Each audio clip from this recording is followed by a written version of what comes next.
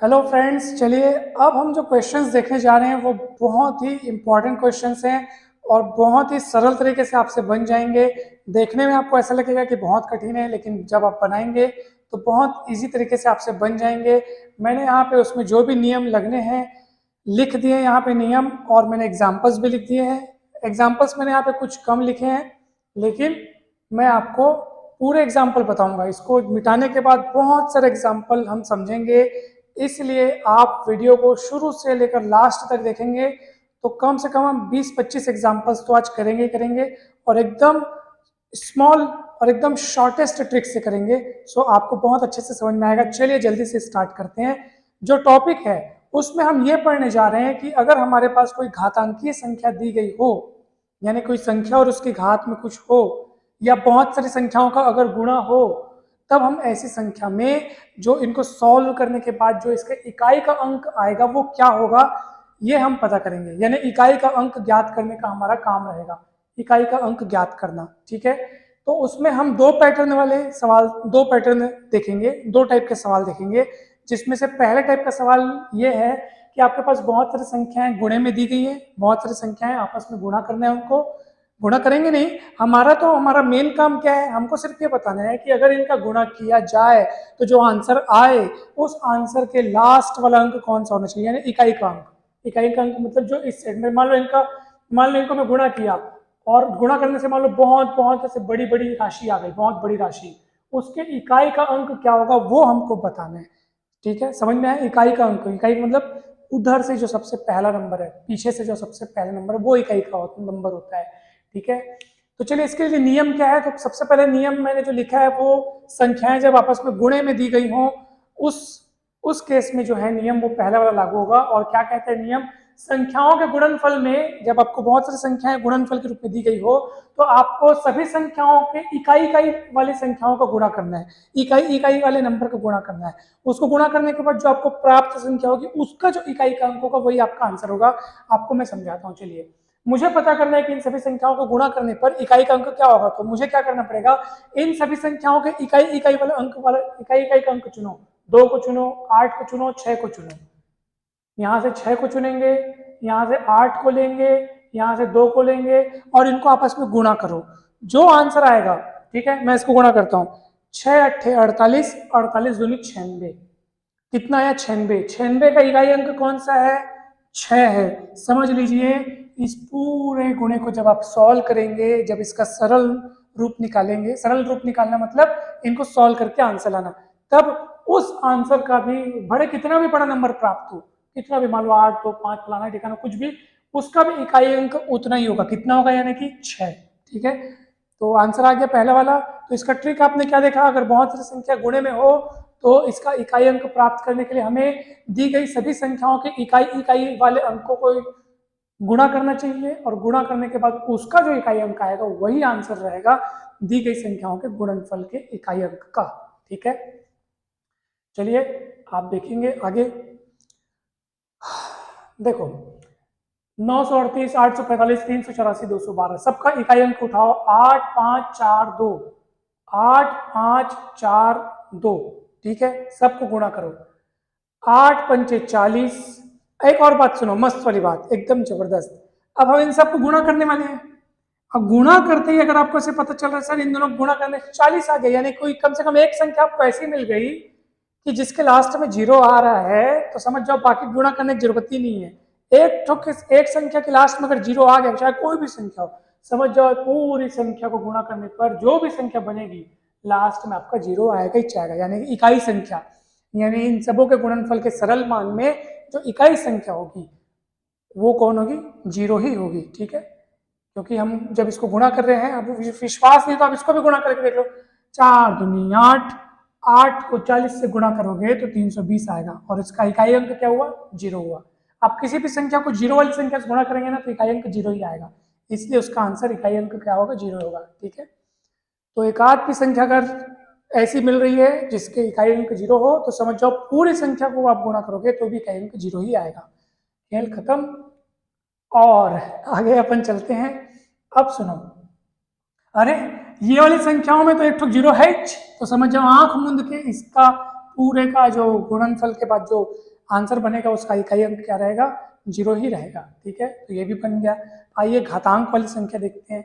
घातांक वाली संख्या के लिए हम नियम यहाँ पे लिख के रखे हैं, 2 नियम है, सब ध्यान से सुनिएगा, देखिएगा, बहुत मजा आएगा। सबसे पहले तो मैं आपको बता देता हूँ कि जब हम कोई घातांक वाली संख्या लिखते हैं तो इसको बोलते हैं आधार, इसको बोलते हैं घातांक। ये कहलाता है बेस और ये कहलाता है पावर।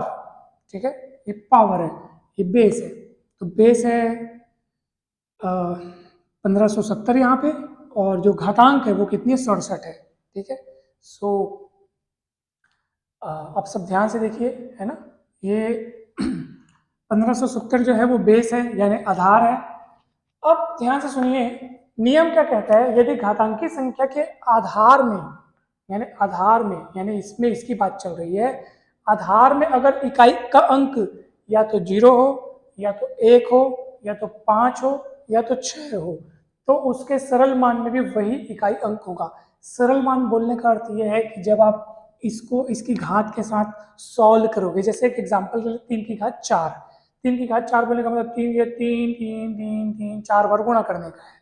मान कितना आते, 3 थे 9, थे 27, थे 81, 81, समझ में आ रहा है?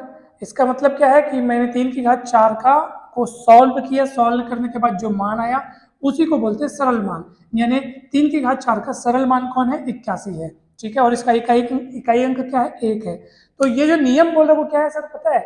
वो ये बोल रहा है कि अगर आपको अगर कोई संख्या दी है और उसके आधार में या तो 0 नजर आता है, या तो 1 नजर आता है, या तो 5 नजर आता है, या तो 6 नजर आता है, तो उसकी घात चाहे कुछ भी हो जाए, जब उसको आप सॉल्व करेंगे तो उनके इकाई में वो उतना ही नंबर आएगा। जैसे एक एग्जांपल के लिए 1570 लिखा है, उसकी घात में 167 है फिलहाल, चाहे कुछ भी रहता है, चाहे कुछ भी हो, लेकिन इकाई अंक में इन चारों में से अगर कोई दिख रहा है, 0 या 1 या 5 या 6, जैसे अभी दिख रहा है हमको, क्या दिख रहा है, 0 दिख रहा है ना, इन चारों में से कोई एक दिख रहा है, कौन दिख रहा है, 0 दिख रहा है।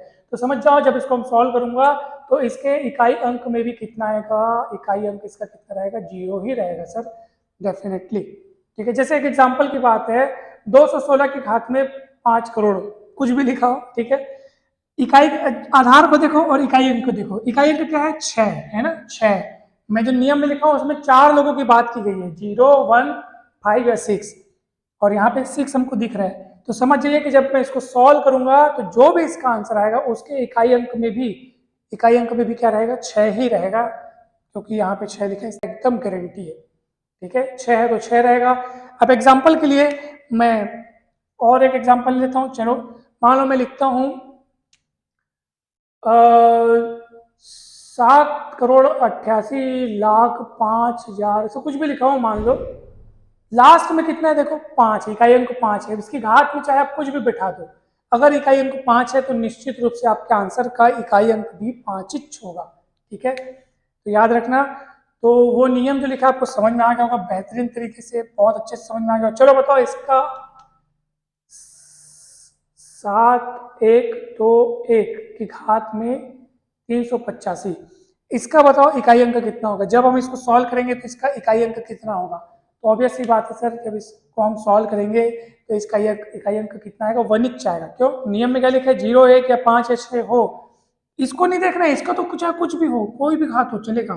हमको बोले घातांकी संख्या के आधार, ये देखो क्या लिखा है, आधार को चेक करना है, और आधार का इकाई अंक या तो 1 या तो 0 या तो 5 या तो 6 हो, तो पूरे के सरल मान में भी इकाई अंक उतना ही होता है। 1 है तो 1 होगा, 6 है तो 6 होगा, 0 है तो 0 होगा, 5 है तो 5 होगा। ठीक है, चलिए ये भी हो गया। अब कुछ नेक्स्ट, चलो यहाँ पे देखो, बताओ 781 घात में कितना दिया है, 10 दिया है, इसका मतलब सीधी सी बात है। और ये ऐसा क्यों बताऊं, 781 घात में कितना दिया है, 10। अगर आप 10 लिख भी लोगे ना, मान लो अगर सॉल्व करें, गुणा करो इकाई को, एक एक कम एक, एक एक कम एक, एक एक कम एक, तो एक ही आएगा, इसलिए वो नियम तैयार किया गया। 6 को आप कितने भी बार गुणा कर लो, 6 6 36, आखिर इकाई में 6 आया, फिर उसको गुणा करो, 36 छक्के 216, आखिर इकाई में 6 ही आया, 216 छक्के जो भी गुणा करना, 6 6 36, आखिर इकाई में 6 ही आएगा, देख लेना आप। तो ये नियम हमेशा याद रखना आप। ठीक है, 5 वाले का देख लो, 5 पंचे 25, इकाई में 5 आया, 25 पंचे 125, इकाई में 5 आया, 125 पंचे 625, फिर इकाई में 5 आया। तो इसलिए वो 4 संख्याओं को आप याद रखना हमेशा, अगर वो इकाई में दिखे तो उनकी घात चाहे कुछ भी हो, उसका मान, उसके मान का इकाई अंक उतना ही जाएगा। मगर अगर यदि घातांकी संख्या इन 4 के अलावा कुछ और हो, अगर उसका इकाई अंक, ठीक है, अगर उसका इकाई अंक 2, 3, 4, 7 या 7, 8 या 9 हो तो ऐसे में हम ये प्रोसेस फॉलो करेंगे। तो आप इस प्रोसेस को बहुत अच्छे से ध्यान दीजिए। ये प्रोसेस काम करेगा आपका 6वें एग्जाम्पल के लिए, जो मैं यहाँ लिख देता हूँ, 41 37 की घात में 132, है ना, 41 37 की घात में 132। यहाँ पे आप देखो, यहाँ पे इकाई का अंक सर, उसको थोड़ी देर के लिए भूल जाओ, इसको देखो, यहाँ इकाई का अंक 7 है, ये न तो ये 0 है, न तो ये 1 है, न तो ये 5 है, न तो ये 6 है ना। अगर ये चारों में से कोई एक होता तो क्या होता, या अगर ये मान लो 0 होता तो क्या होता, हमें सॉल्व करने की जरूरत ही नहीं थी, हम आंख मूंद के लिख देते कि इसको सरल करने पर प्राप्त संख्या का इकाई अंक 0 होता।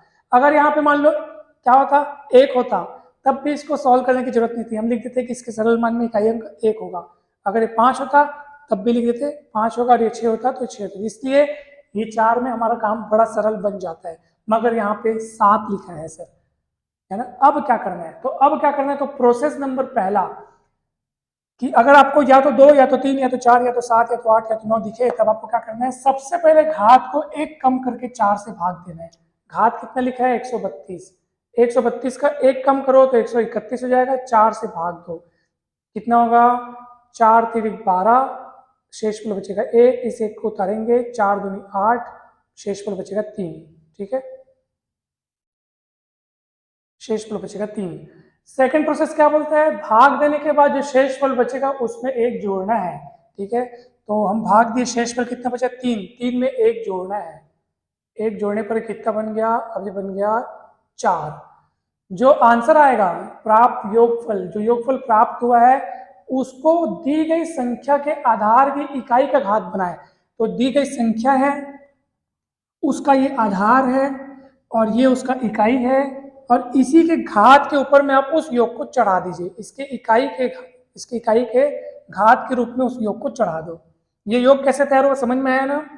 घात को मैंने 1 कम करके लिखा, 4 से डिवाइड किया, 4 से डिवाइड करने के बाद जो शेषफल बचा उसमें फिर 1 जोड़ा, फिर जो योगफल तैयार हुआ उसको क्या करना है, अपने को दी गई संख्या के इकाई में चढ़ा देना। ये बहुत सरल है, आप इसको रटो मत, बहुत सरल है।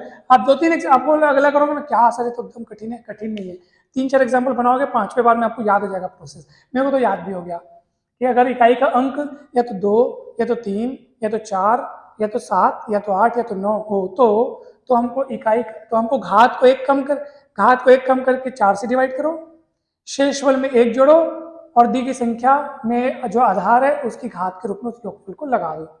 अब इसको सॉल्व करो, इसका जो इकाई अंक होगा 7 7 7 7, 7 सत्ते 49, 7 सत्ते 49। इसको गुणा करो मत करो, लेकिन इतना दिमाग तो लग जाएगा, जब इनको गुणा करूंगा तो पहले 9 गुणित 9 होगा, और 9 गुणित 9 मतलब 81, 81 का इकाई अंक कितना है, 1। मतलब समझ जाओ कि इसको पूरे को जब गुणा करूंगा तो इकाई अंक 1 आएगा, यानी इसका इकाई अंक 1 है, और यही आपका अभिष्ट उत्तर है, यानी इसका भी इकाई अंक कितना आएगा, 1 आएगा। ये आपका उत्तर बन चुका है दोस्तों। कहीं भी डाउट है तो पूछ लो दोस्तों। हाँ, कहीं एक बार अच्छे से देखो वीडियो को, आप कुछ पलों के लिए रोक सकते हो, पॉज कर सकते हो, और इन एग्जांपल्स पर आप एक बार चिंतन मनन करके देख सकते हो।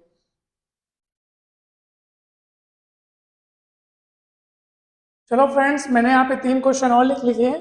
अब इन क्वेश्चंस में थोड़ा और ट्विस्ट है, इसमें बहुत सारी संख्याएं घातांकी संख्या और आपस में गुणे में भी हैं, और हमको बताना है कि जब इनका हम सरल मान निकालेंगे, यानी इनको सॉल्व करेंगे, तो उसका इकाई अंक क्या आएगा। तो इसके लिए क्या करना है पता है, हमको हर एक संख्या में इकाई अंक निकालना है और उसके बाद सबको गुणा करना है, क्योंकि ये आपस में सब गुणे में है ना, इसलिए हमको वैसा करना है। चलिए फटाफट हम एक काम करते हैं, ये इसका आधार देखो 3 है, क्या इसका आधार ये वाले नियम में क्या 0 1 5, अच्छा से बताओ, अगर ये आधार 0 या 1 या 5 या 6 होता तो क्या होता, तो इसका इकाई अंक, इस पूरे का इकाई अंक भी उतना ही छोटा, इस बात को आप याद रखें।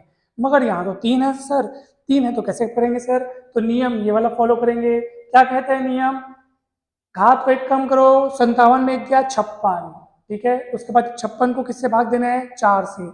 जब आप 56 को 4 से भाग देंगे तो ये 14 बार में पूरा चला जाएगा, 14 चौक 56 होता है, खत्म। शेषफल कितना बचा, 0। शेषफल को फिर शेषफल जो बचेगा उसमें कितना जोड़ना है, 1 जोड़ना है, तो 1 आ जाएगा। उस 1 को क्या करना है आपको, दी गई संख्या के आधार की घात बनाइए। दी गई संख्या का आधार कितना है, 3 है, तो 3 की घात 1 बनाओ। 3 की घात 1 मतलब 3 है ना, 3 की घात 1 मतलब 3, यानी ये जो आ गया, ये जो संख्या आई इसी का इकाई अंक, तो इकलौता 3 बस लिखा है, तो ये खुद इकाई अंक है, तो इसका मतलब इसके इकाई अंक में 3 हमको मिल गया, ठीक है। ऐसे चारों का निकालना है अपने को, ठीक है। तो मैं इसको सॉल्व किया और इसका इकाई अंक कितना निकला, इसका इकाई अंक मेरे को 3 मिला। अब इसका इकाई अंक निकालूंगा, ये 4 है, 4 कौन से नियम में आएगा, दूसरे वाले नियम में आएगा।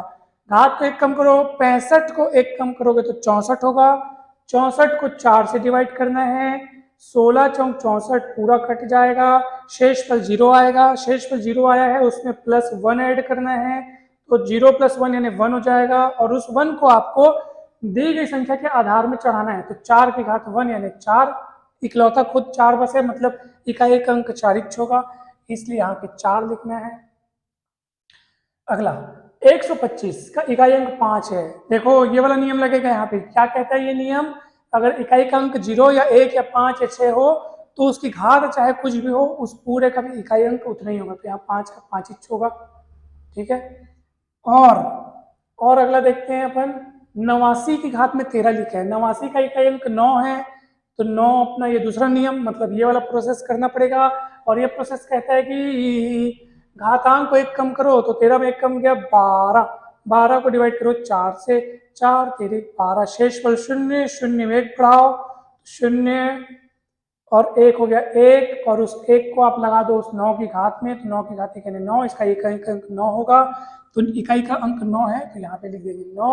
अब चलो गुणा करो, 3 चौक 12, 12 पंचे 60, 60 गुणित 9। अब इसको गुणा करने की जरूरत नहीं है, एक 0 मिल गया ना, समझ जाओ आप इस पूरे के इकाई अंक में भी 0 ही आएगा, तो इसका इकाई अंक क्या होगा, 0 होगा, ठीक है। तो आशा करता हूँ आपको समझ में आया होगा। ये देखो 5 6 नहीं 54 करोगे तो आपको आखिर 0 ही मिलेगा, 6 नहीं 54 टोटल 540, तो 0 मिलेगा, ठीक है। अब सुनो अगला वाला देखते हैं, चलिए 258 की घात में 100 लिखा है सर, इसका इकाई अंक 8 है सर। अब क्या करेंगे सर, नियम ये वाला लगाना पड़ेगा सर, ना तो ये 0 है, ना तो ये 1 है, ना तो ये 5 है, ना तो ये 6 है।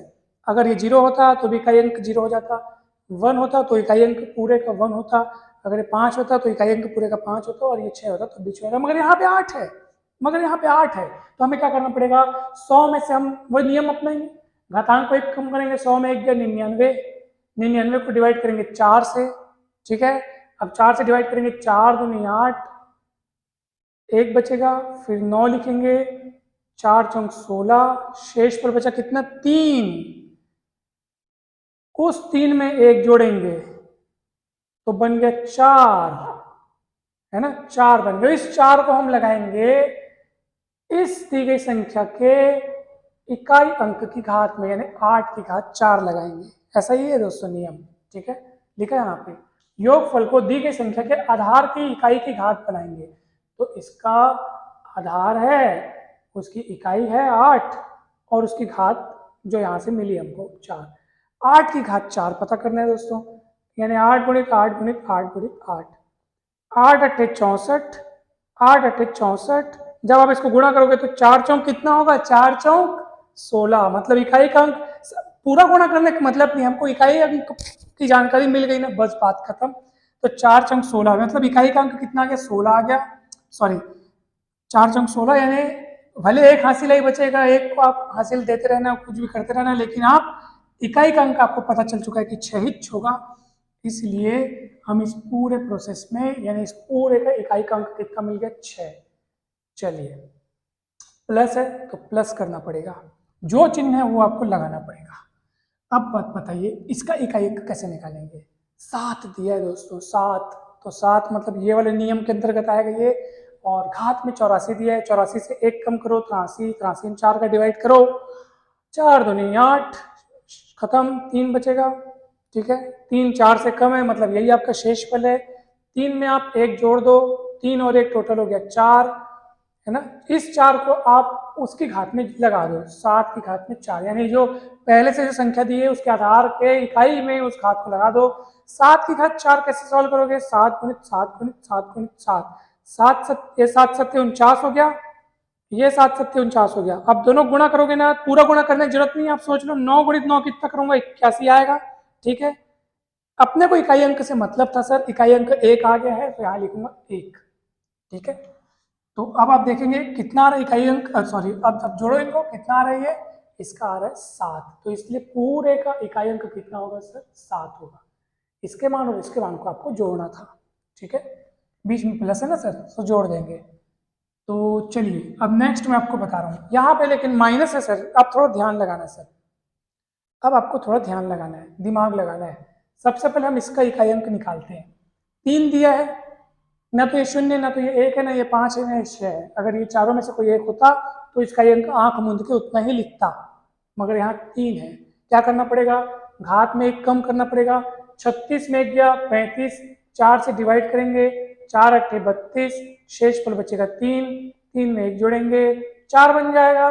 3 की घात में 4 लगा देना, 3 की घात में 4 लगाएगा, 3 गुणित 3 गुणित 3 4 बार लिखेगा, 3 के 9, 3 के 9, 9 9 यानी 81, तो 1 यानी इसका इकाई अंक कितना आएगा, 1। ठीक है, तो ये 1 आ गया, है ना, सही बन रहा है ना, कुछ गलत तो नहीं है ना। 36 में 1 कम 35, 4 अट्ठे 32, शेष बल 3, 1 जोड़ा 4 आ गया, 3 की घात में 4, 1, ओके ठीक है 1 आ गया। आइए अगले वाले का देखते हैं। 1442 लिखा है, घात में लिखा है 20, 1 कम करना है घात में, है ना, 4 का डिवाइड करना है, 4 चौक 16, 3 बचेगा, 3 में 1 ऐड करना है 4 हो जाएगा, 4 को वापस 2 की घात में चढ़ाएगा। ठीक है, 2 दूनी 4, दूनी 8, दूनी 16, 16 पाएगा। इकाई अंक कितना मिला, 6, तो ये इसका इकाई अंक 6 मिला है। ठीक है, इसको मैं मिटाता हूँ। ठीक है, अब बीच में माइनस लगा है सर, इसका इकाई का अंक आपने कैलकुलेट किया 1, इसका इकाई का अंक आपने कैलकुलेट किया 6।